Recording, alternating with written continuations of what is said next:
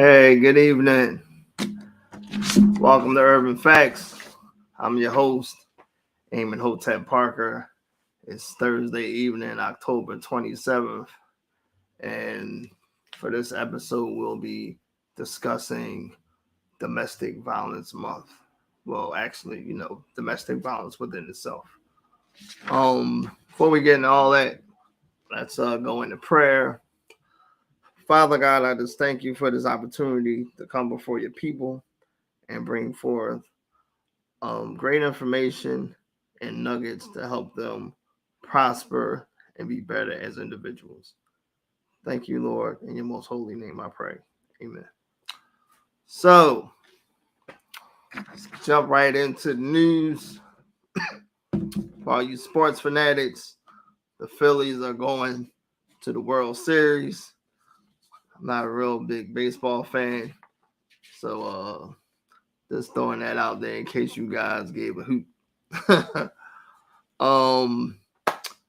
The funeral for Mr. Nicholas Alzalde was on October 7th. He was laid to rest. In a statement, his mother said that what was supposed to be part of their normal routine turned into a nightmare. I always knew that his life would mean something, but I didn't know it would be this. We really gotta do something better as a community, political leaders, law enforcement, parents, in regards, excuse me, in regards to protecting our children and our youth. So we send out our heartfelt condolences to the Alzalde family, and we just want you to know the Ethel Lee Zachary Foundation is here for you if you feel the need to reach out to us for any type of service or any need that you may need. Yesterday, a Philadelphia court set to consider whether newly discovered evidence would prompt a new trial for Mumia Abdul-Jamal, a prominent former Black Panther, the journalist who's been in prison for more than 40 years now for the 1981 murder of a white Philadelphia police officer. So we definitely wish the best for Mr. Abdul-Jamal in regards to that case. So just a little bit about our foundation. Our mission here is to educate and cultivate youth through arts, culture, literature, and worldview to give inner city youth the path to rise up from poverty and discrimination and the social injustices of inner city street life.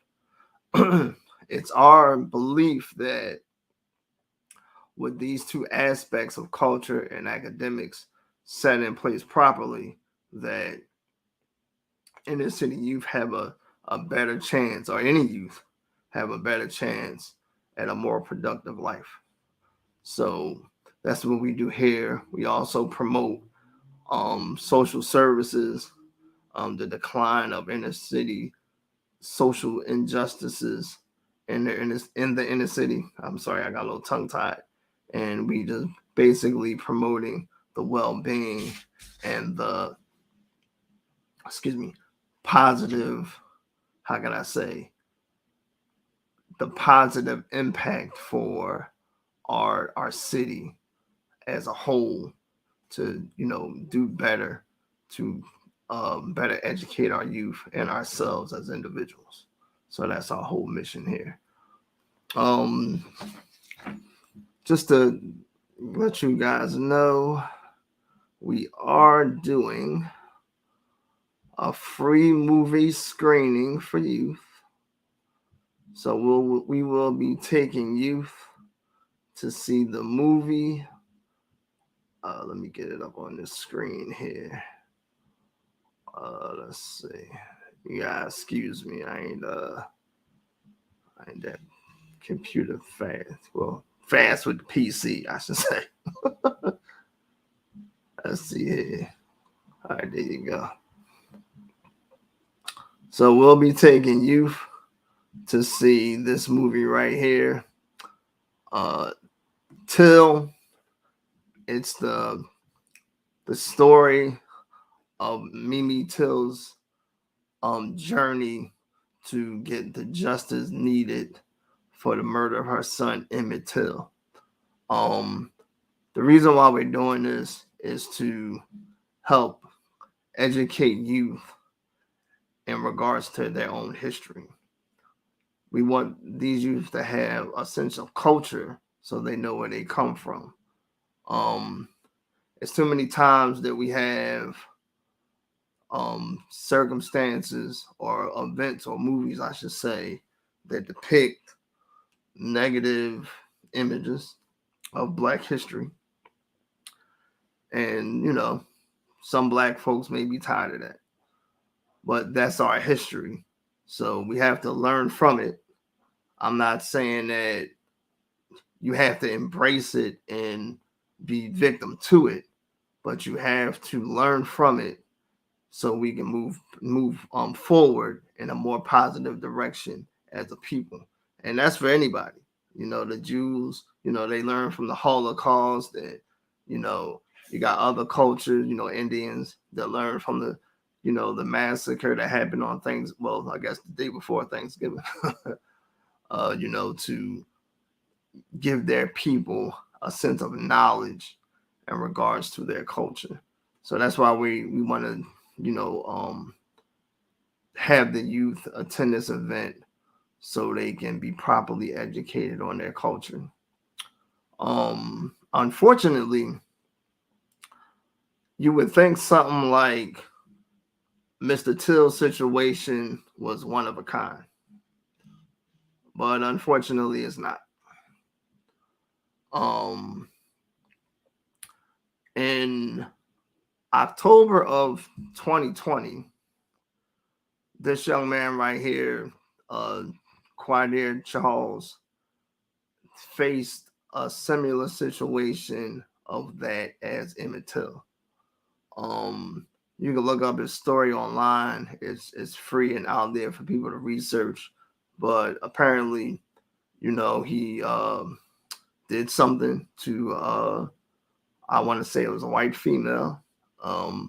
They didn't appreciate what happened, and they murdered and tortured this young man for a senseless cause due to I don't want to even say it was a misunderstanding, but due to a action that he did that somebody took offensive. And we as parents, we have to protect our children at all costs. When I was coming up, I used to live out Tasker Projects. So my mom would say, hey, at a certain time, it was a park, like right across the street from 777. They called the park the White Boys Park. So they would say at a certain time, don't go near that park, or, be careful. The reason why she said that is because back in that time, it was a lot of racial violence going on.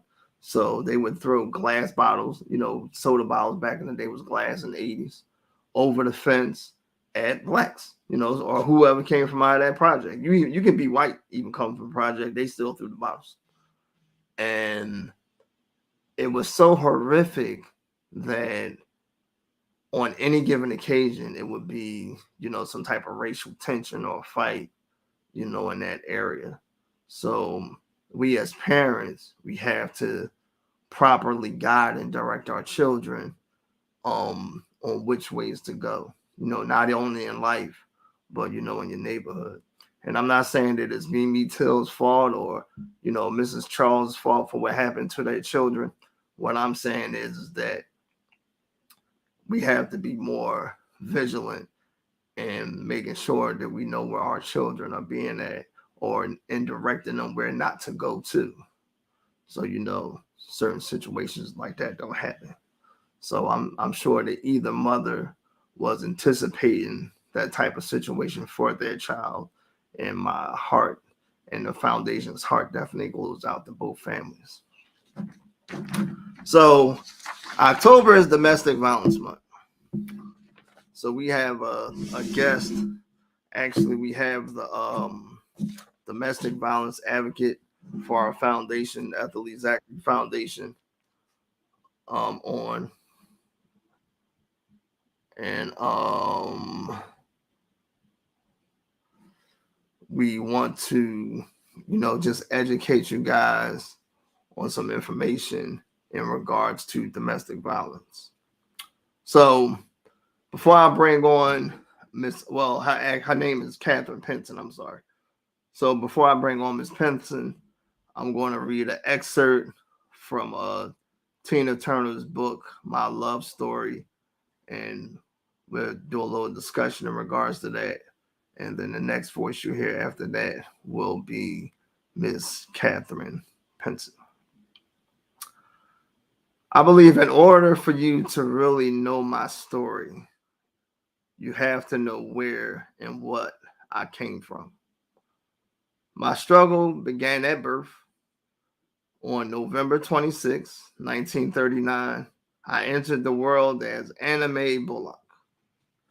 Ever since then, I have spent my entire life fighting my way through a climate of bad karma.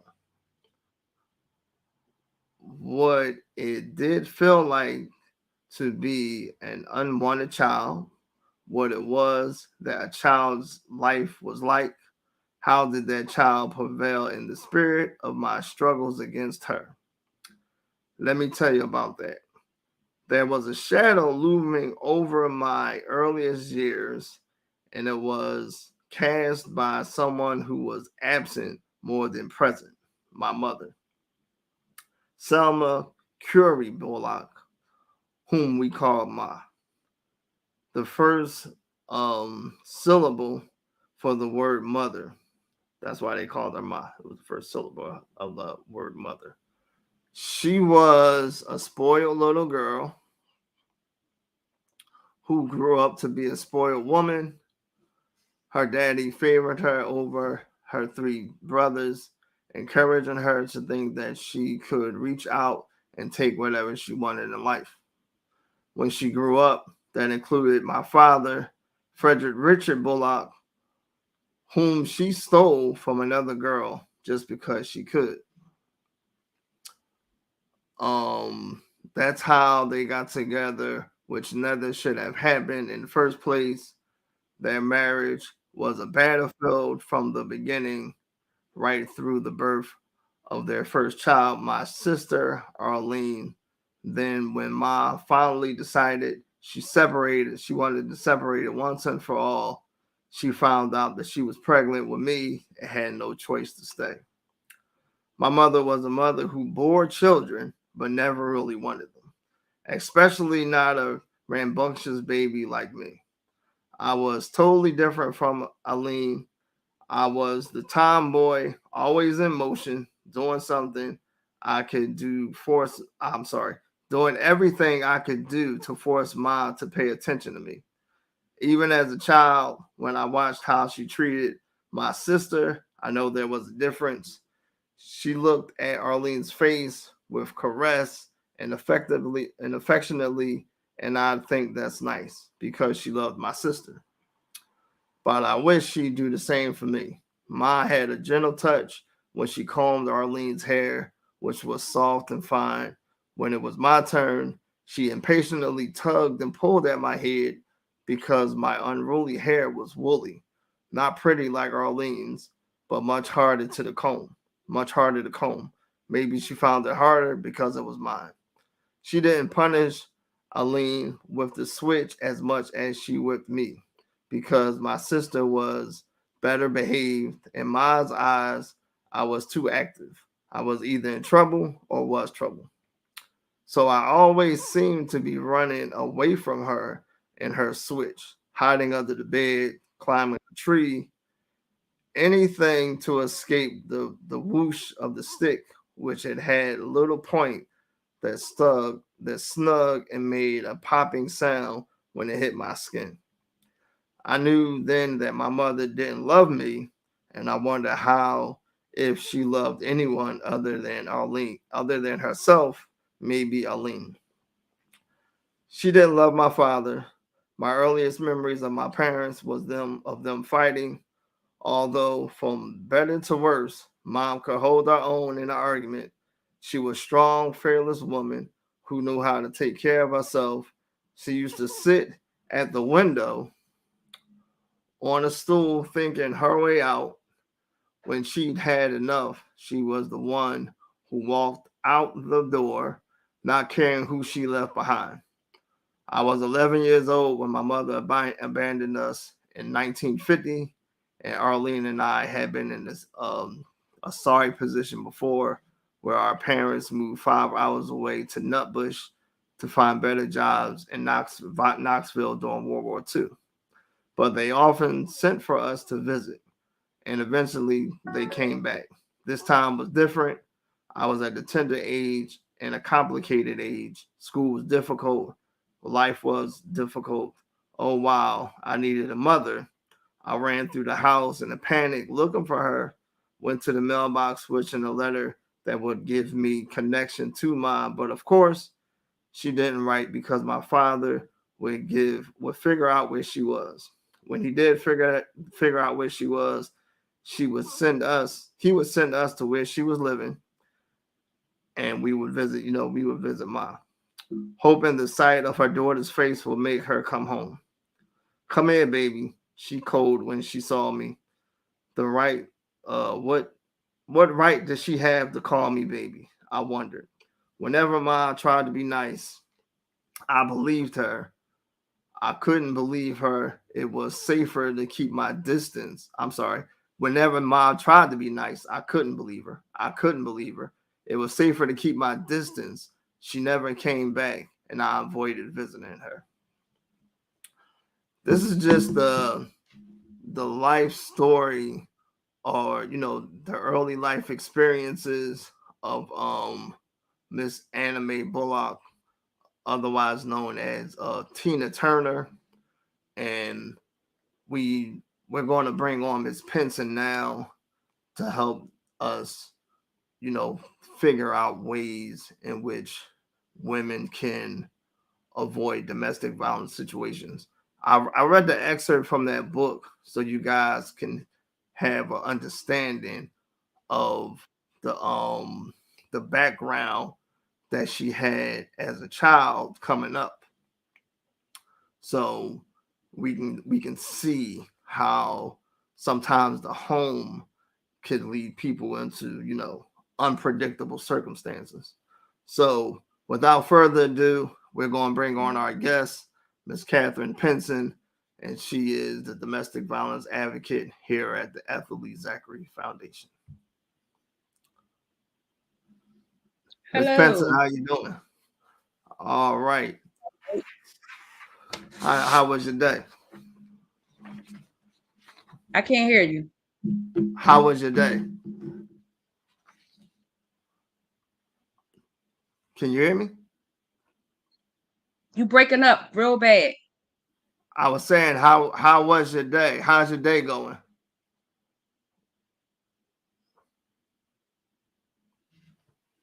All right, we having some technical difficulties here, so let me see here. All right, we're going to try to resolve those issues in a moment. Um, 1 second here.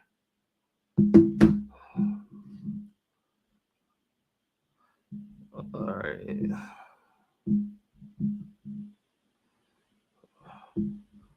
Hold on, we're going to try to get her in. All right, so as we try to get these technical difficulties situated here, we're going to just move on. Let's see, we got her back on here again. Let's see. Can you hear me, Miss Pinson? Wave if you can hear me. All right, let's see here. All right. Can you hear me? I can hear you. You breaking up, but I can hear you. All right, that's good. That's good.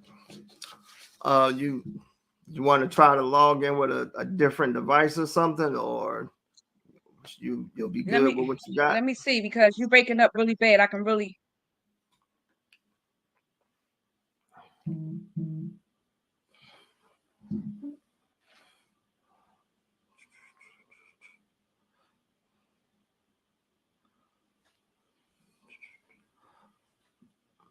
I can.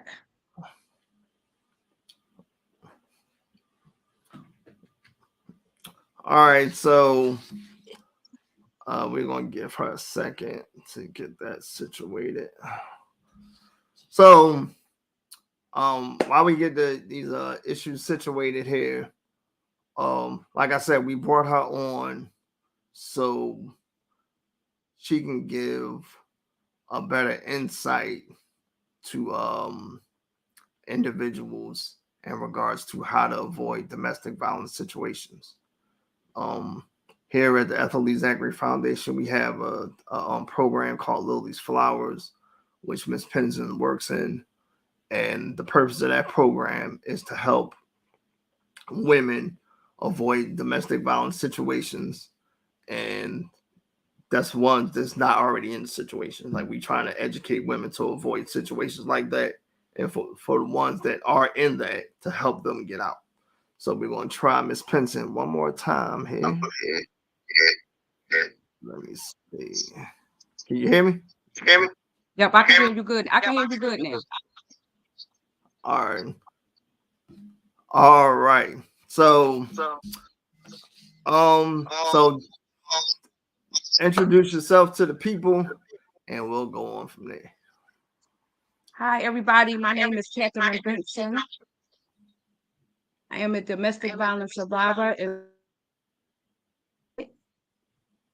and I work here at the Attorney General Foundation. All right. All right,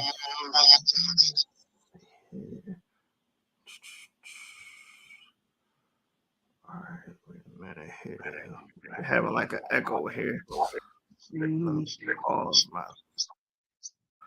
All right, so tell us about your childhood.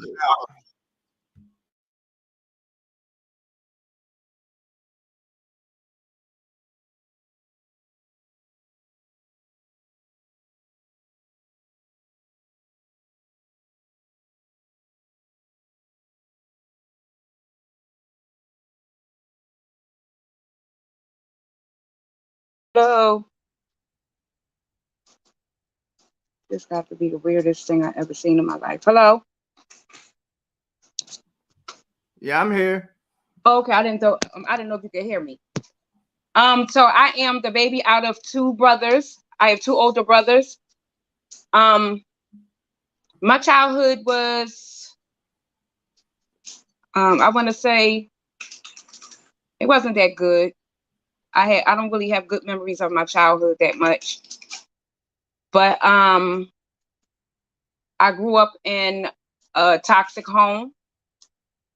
My father left early. At an early age, my father wasn't in the home, but he was still around.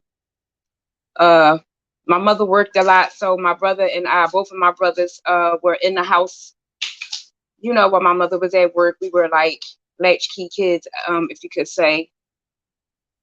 A lot of stuff happened to me when I was a child. Physically abused, mentally abused, just a lot of stuff happened.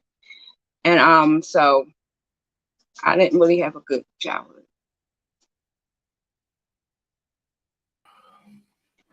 All right. As I was reading the excerpt from Tina's book,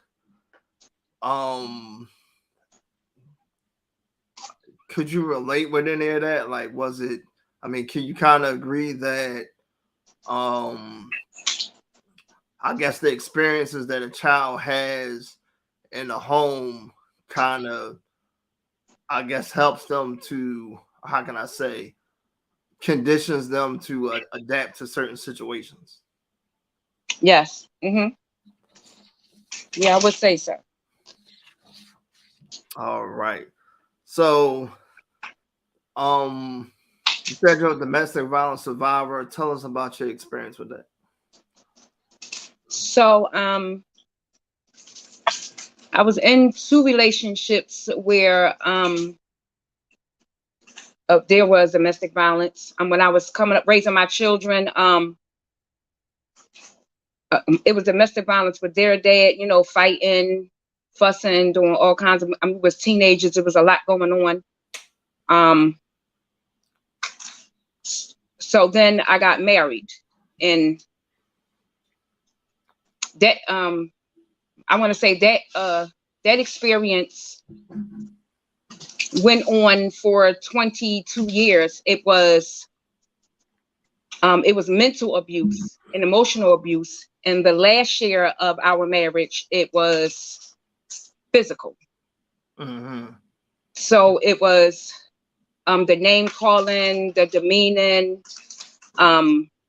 It was very toxic. It was really bad. You know, with the mental was really bad. And I think the mental abuse is what stuck with me the worst. The last year, which was in 2019, that was the worst part of it, where it got physical, and he drove a car through about 4 or 5 stoplights, crashed the car into a truck with me in it. He was arrested, and that was it. Like we was done after that. But it was a lot of physical in 2019. A lot of physical. It was bad. I want to thank you for sharing that experience with us. As far as I would say, I guess children growing up in a domestic violence, I guess experience in the household. How, excuse me, how does that affect the child growing up, male and female? I would say that it affects the children. It gives them, it's like really traumatic for them. Some children are like very afraid, like very timid. Some children, I would say some women will grow up like the child will grow up to be in a bad relationship with a man, and a man could grow up to be the abuser. I mean, it could go both ways, but for children in abusive home, it is very traumatic. They go through a lot mentally, emotionally. They go through it, having to see and hear things, or even having to be abused as well. So our children really, our children really suffer really bad when they're in a toxic home with an abusive parent, or both parents are abusive. Okay. Now tell us your journey in regards to being an advocate with the Ethel Lee Zachary Foundation. So my journey is I first came on, but I'll say I have been doing interviews with another young lady, Sisters with an Agenda. I was doing interviews with her, and then I came on as a member, as being, a domestic violence advocate. My journey was, I would say, it's been amazing for me. To be able to share my story with other women, to be able to hear other stories, to be able to help women, to be, I'm a mentor. It's like really amazing for me to be able to help other people in the situation that I was in, whether they're in it now or they're out. It's just an amazing experience to be an advocate, because a lot of us women don't tell. A lot of us women are scared to tell. They're embarrassed. They're still trying to hold on to fix it. And I talk to a lot of women as being an advocate, and being a part of this organization, and it helps me as well as it helped the women. So it's been an amazing experience for me. Oh, that's good. That's good. So now you mentioned that a lot of women are scared to get out of a situation. I guess from your experience in this subject matter, what would you think that cause would be from? From my experience, being afraid to get out is because one might be that their I would say their income is being controlled and they have no money and no way to leave. And so they are really trapped there. Two, they're afraid to leave because either the person has threatened them so bad and scared them where they'll tell you that I'll kill everybody, I'll kill your kids, I'll kill, your brother, your mother, your father, things like that to scare them to stay. And it's just a lot of fear and embarrassment. The last one I'll say is with the embarrassment of people just knowing that you are going through this situation, and they're embarrassed because you've been putting up a whole lot of like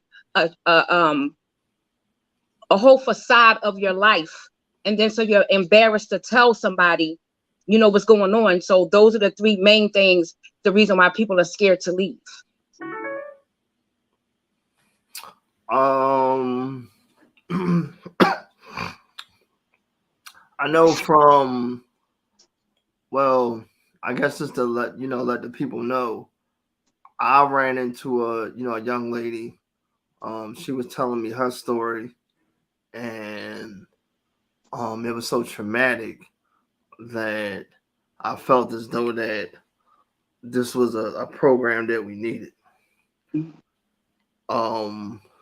What happens is that just like there's one excerpt in the book that Tina was saying. It's like an argument with Ike or something like that. Mm-hmm. Find it here. Oh, here you go. So this is from Tina's book again, My Love Story. Mm-hmm. So the excerpt says, Ike didn't trust me. Actually, Ike didn't trust anyone. Just in case I changed my mind, he decided not to honor my promise. He wanted insurance, so he found another way that he could tie me to him, which was fear.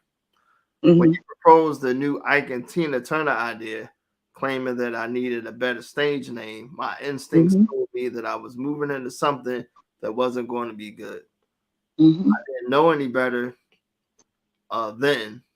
I dared to question him, and I said I didn't want to change my name and wasn't sure, wasn't sure I wanted to go on tour, which was his plan.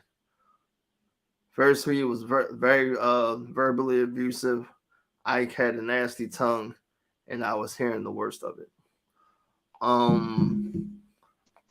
We all are familiar with Ike and Tina's story from the movie What's Love Got to Do with It, which was based off of her book I, Tina.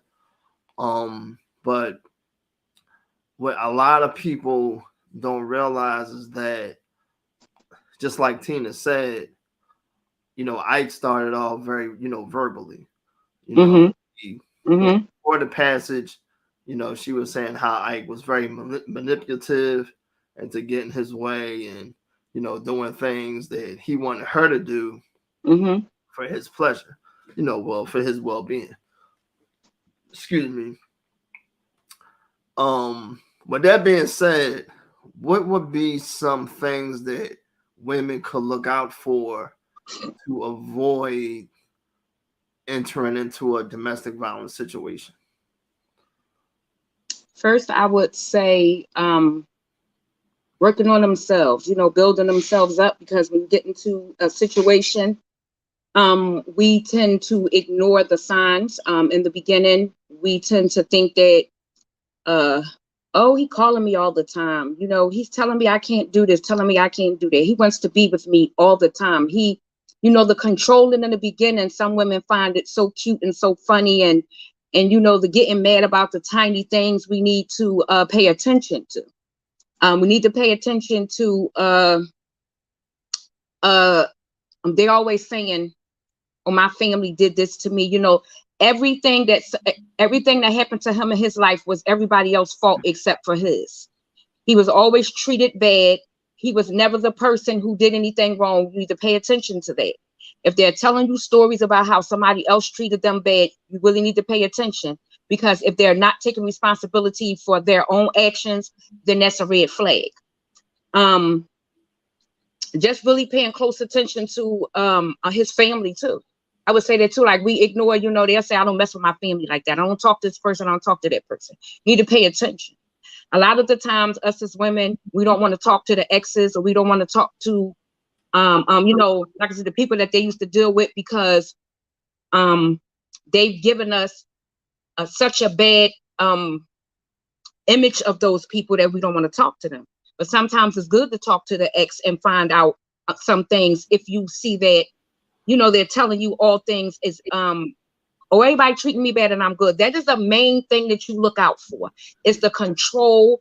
It's the, like I said in the beginning, us women think everything is so cute. And those are red flags. The main red flags, where I'll say, again, the last thing I'll say the red flag is everything is everybody else's fault. It's a red flag. If they talking to you mean, and then 5 minutes later they're saying, oh, I'm sorry, I didn't mean to call you names. Being called names, being talked to in a disrespectful manner, being put down, don't want you to be around nobody but them, is a red flag. We as women have to build ourselves up. We have to love ourselves more than we want somebody else to love us. And those are the things that I tell people all the time when I'm telling them, to look for, certain signs in a relationship. Okay. Excuse me. So as I was saying before, I asked you the question. We started Lily Flowers from, a story that somebody told me. Like I said, the foundation is here to help inner city urban youth. Mm-hmm. But I don't care what message you trying to deliver to kids, or whatever you doing to children, positive, negative. They ain't trying to hear any of that if their parents are being beat up at home. Mm-hmm. The majority of domestic violence situations, unfortunately, the female is the victim. There are situations where men are the victim. Lionel Richie was actually in a domestic violence situation. Mm-hmm. So I want you guys to think that it's just women. Mm-hmm. But we can't properly help youth if we're not trying to help their parents. Mm-hmm.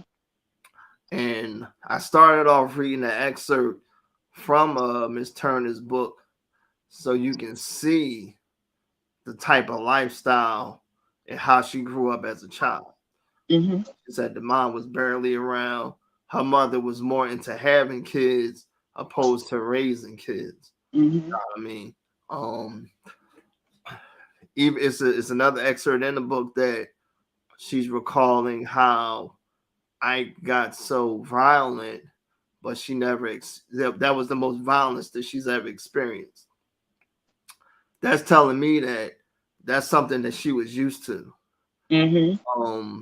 You were mentioning earlier on that you had those situations when you were younger. Most young females today, well, I don't want to say young, but females, if they're fighting back, they don't think that's domestic violence. Mm-hmm. Mm-hmm. It actually is. I mean, you're not defending. Well, if you got to defend yourself away from a man, then that's domestic violence. Mm-hmm. You understand what I'm saying? So you have to know your worth as a person. Now we have this book that we share with excuse me, with this darn computer again. Let me see here. Oh, here you go, right there. Let me see here. So it's Love Yourself First. And it's a good book. Mm-hmm. I've given it to staff. I've given it to Miss Penson. I've given it to individuals I think that need it. Actually, today I reached out to the author and hope we can interview her, okay, in regards to her book or whatever like that. We've given out quite a few copies of her book because we want women and men, excuse me, to do exactly what the title is saying. Mm-hmm. To love yourself first. And if you can't do that, then you already up a uphill battle. You have to be able to recognize that you have to have a love for yourself as an individual so that you don't shoot. So it's not so easy Mm-hmm. right, to just shoot you down. Mm-hmm. Now besides the signs, what other advice could you give today in regards to domestic violence? I would say to anybody, love yourself first. Build yourself up to the point where, like you said, Mr. Parker, no one can tear you down. If you feel like, if you're always sad, if you feel lonely, if you feel afraid, it's not for you. Reach out to someone. If you are in a domestic violence situation, I don't care whether it's emotional, physical, whatever it is, reach out to somebody. Let somebody know what's going on with you. Because I'll say this, most women who are being abused, if they get to the point where they are trying to defend themselves and they kill their abuser, they go to jail and do 3 times more than the man who they killed. If the man do it, they might get 10, 15 years. We might get life. And you don't want to do that. Never let it get to the point where you're not, where you could die. Right. Reach out to the organization, like this organization here. We're always here. Reach out to someone. Just love yourself. Love yourself, ladies. Like, build yourself up. Like, get that book that Mr. Parker just put up. Read self-help books. Get counseling. Talk to people and have a plan. If you're in this situation, women, have a plan. Have a plan where you can get out and get help and tell somebody who you trust. My biggest thing at this point in my life, now that I'm an advocate, is loving yourself. Loving yourself so much that you won't take any kind of disrespect from anybody. I don't care who it is.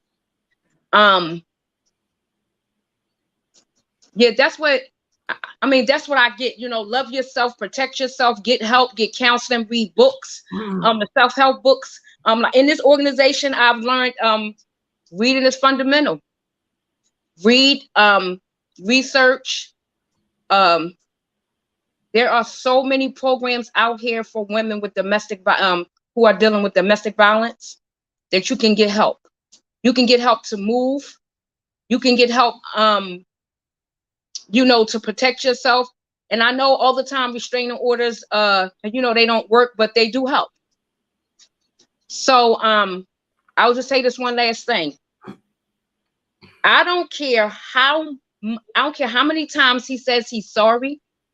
I don't care how many times he make you think he changed. If you feel your life is in danger, if you're always unhappy, if you're always being hurt, you have a right to love yourself first. You have a right to protect yourself. And if you have children, your children also.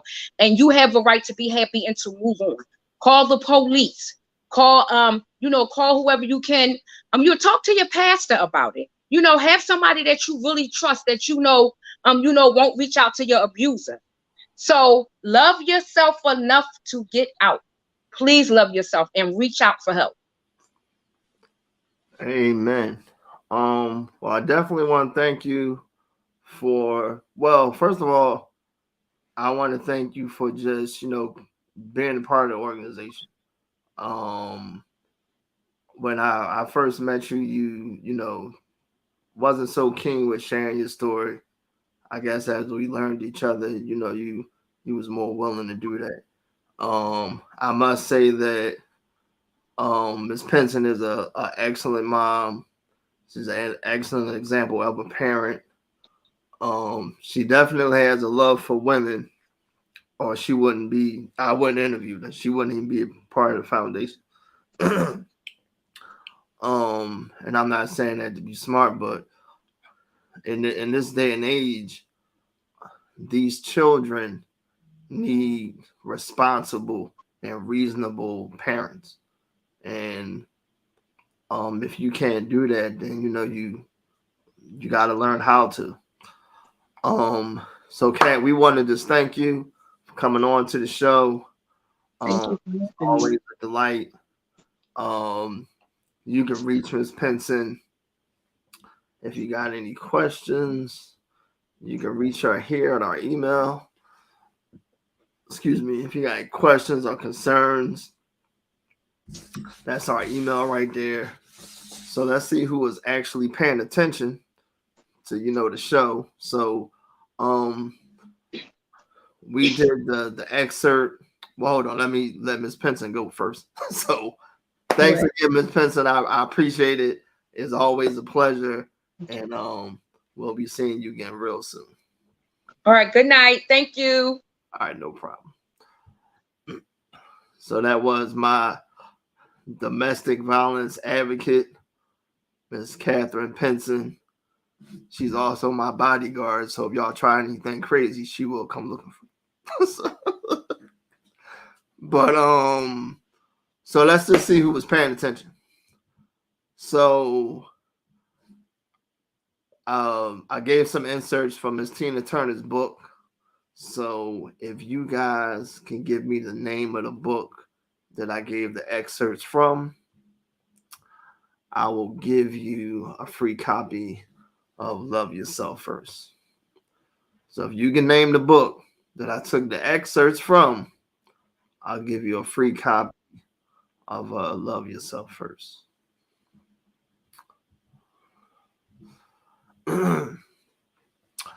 As I said, let's see, somebody tried something. Tina. No, that's not it. I'm sorry, Camille. No, Tina is not it. Excuse me. I'm sorry. So October is Domestic Violence Month. We wanted to definitely make sure that we had Catherine on to share her experience, to educate you guys in regards to that subject matter. We definitely need a strong approach into educating these women on how not to get into domestic violence situations. It's a tragedy that when you learn to accept such a traumatic ordeal and it comes from home. Let me see, Robin. Yeah, my love story. That's exactly right. So Robin, you will get a free copy of the book, and Mrs. Well, you guys kind of both said it at the same time, so we'll give it to I hope I'm not saying your name wrong, Sierra and Robin. You guys will get a free copy of the book. So it's a tragedy when children adopt horrible things from home and they think is the right thing to do at home, in life, something acceptable, which is not. As parents, we have to be better examples of what we should and shouldn't do in regards to the things that our children are watching us do. And we have to be examples in every aspect in life, mental, physical, spiritual. We want to be very vigilant in regards to the type of examples that we set in as a parent and as a human being. Because it ain't just your kids watching you. Other people's kids watching you also. I had my little cousin tell me he was watching me. Excuse me. when I used to live with his mom, like some 10 years ago.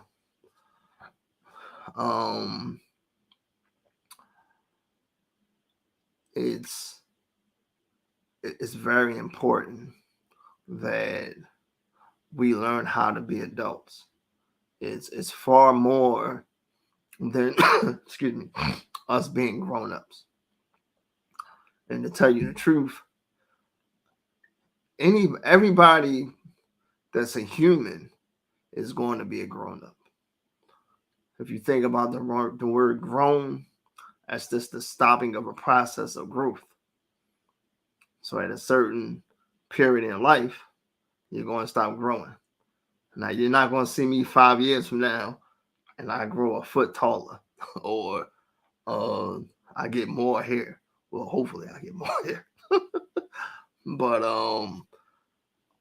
that just means that, your growth process has stopped. It doesn't mean you carry the intellectual maturity to be what we call an adult, where you know right from wrong, you make wise decisions, so on and so forth. And you can't look this up in no regular dictionary. You got to do some research on what it is to be an adult so you can be the proper and fitting example for your children and other children to do the same. That's just very key. And domestic violence, it's no, how can I say, it has no, it's not biased to anybody. You can be the first lady, or you can be the wife of the CEO or the CEO. You can be the person that live in the projects or whoever. Is no rhyme or reason on how the situation chooses somebody. So you want to just protect your children in regards to how to avoid it. Like I said, when I first started this program, I ran across the book, Love Yourself First. And the first people I gave it to was my 3 daughters, because I want them to know, you got to love yourself first.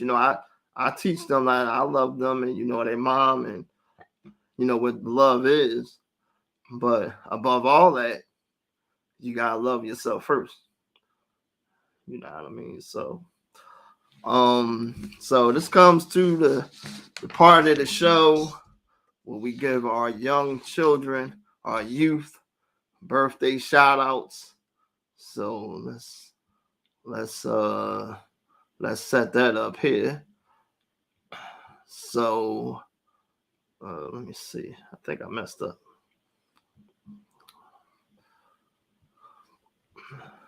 I'm gonna get this screen sharing thing down right, I promise.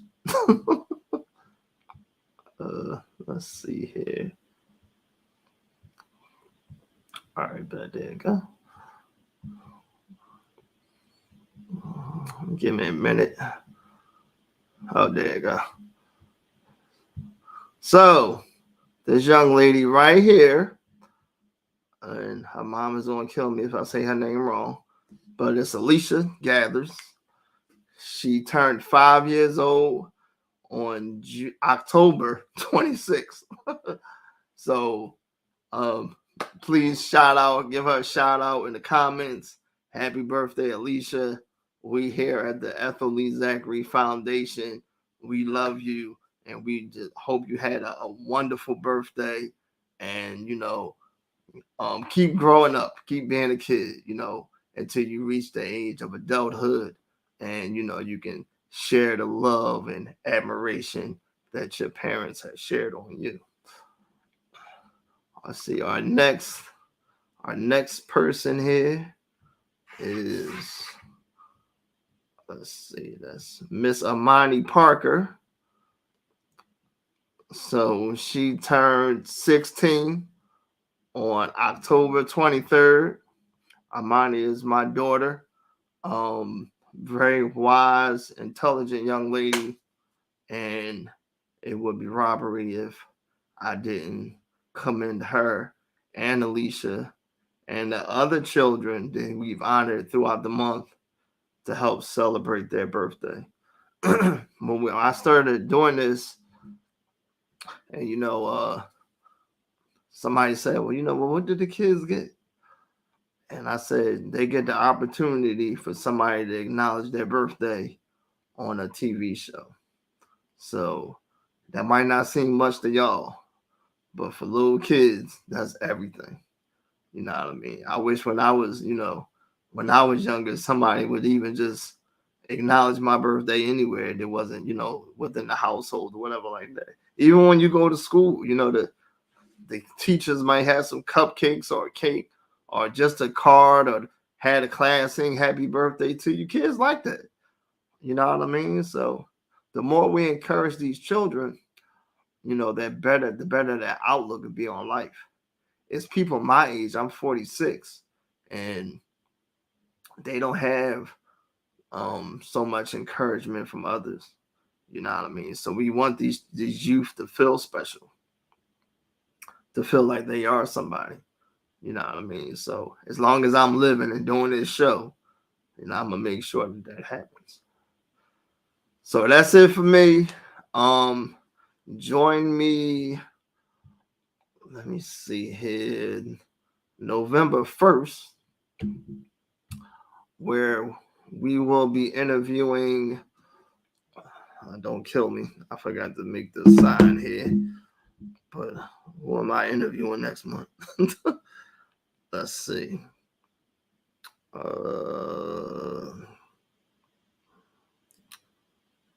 Brianna Morales. So we'll be interviewing Brianna Morales for our Youth Spotlight segment of the show. She's going to come in and tell us what she does in regards to her career and how she got there. So like I said, that'll be it for me. I love you guys. Thanks for tuning in always, and good night.